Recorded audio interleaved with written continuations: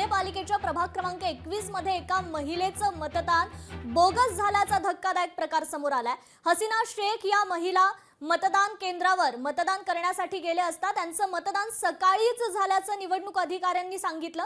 हा सगळा बोगस मतदान प्रकार झाल्यानंतर पुन्हा निवडणूक अधिकारी त्यांच्या बॅलेट पेपरवर मतदान करून त्यांनी घेतलेला आहे। या सगळ्या विषयी मतदार हसीना शेख आणि निवडणूक निर्णय अधिकाऱ्यांशी बातचीत केली आमचे प्रतिनिधी चंद्रशेखर भांगे यांनी। कटारी या हायस्कूल या ठिकाणी बोगस मतदान झाल्याचा धक्कादायक प्रकार समोर आलेला आहे। मी सध्या कटारी हायस्कूल या ठिकाणी उभा आहे आणि ज्यांच्या समेत हा सगळा बोगस मतदान झालं ज्यांचं त्या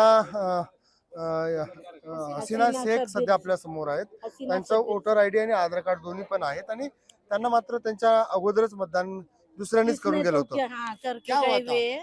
मैं अंदर चल गई तो फिर वो उन लोग ने ये देखे, इसके बाद वो बोले कि नंबर वो निकाले, फिर हो गया बोले तुम्हारा, वो सही दे के दूसरे उसमें भी सिग्नेचर वो करके गए हुए मेरे नाम की, हो गया बोले तुम्हारा जाओ बोले। मैं बोले ऐसा कैसा हो गया, मैं आई नहीं अभी तक सुबह से। नहीं बोले हो गया तुम्हारा। मैं अंदर क्या आपका मतदान मेरे को क्या मालूम अभी किसने करके। ज्यांच्याकडे तुम्ही गेला होता ते काय सांगतात, कोणी केलं म्हणतात?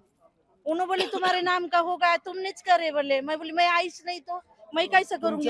मैं बोली मेरा वोटर आईडी देख के, मेरा चेहरा देख के कर। बोले हमने देख के बोले चेहरा भी और वोटर आईडी भी। और तुम देख के करने का ना, अभी क्या नहीं। फिर बाद में मेरे को पेपर पे लिए, पेपर पे करने लगा है वोटिंग। मेरे को ज्यावेळेस महिला तिथं जाते ती म्हणते की माझं मतदान आहे, ती म्हणते तुमच्या नावावर मतदान झालेलं आहे ऑलरेडी। मतदान जर झालेलं आहे ती म्हणते माझं मतदान झालं नाही, म्हणजे तुम्ही येऊन करून गेलेला आहात। मग यांनी बोट दाखवला, म्हटलं बघा माझा बोट कुठे नाही। मग त्यांनी काय केलं, म्हटलं ठीक आहे। मग आम्ही थोडं गोंधळ घाला, तिथं गोंधळ घातल्यानंतर मग ते म्हणले की एका पेपरवर त्यांनी त्यांचं मतदान करून घेतलं ते प्रोसिजरनुसार। याबद्दलची माहिती त्यांनी पोलिसांना दिलेली नाही, काय घडलंय काय नाही, सेन्सिटिव्ह विषय आहे। लोकशाही मराठी ऐका, पहा, जागरूक रहा।